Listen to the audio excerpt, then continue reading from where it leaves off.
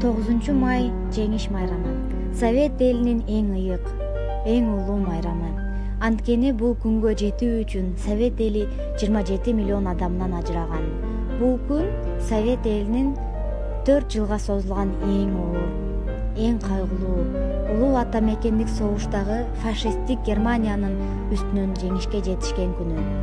1945 жылдын 8 майы күнү саат 22-ден 43 мүнөт өткөндө Берлин шаарына жакын Карл Хорст шаарына Вермахттын атынан генерал Кейтель, Кызыл армиянын маршалы Жуковдун жана союздаштарынын атынан катышкан Англиянын авиация маршалы Теддердин катышуусунда биротолоо жана толук багынып берүү жөнүндөгү келишимине кол койгон.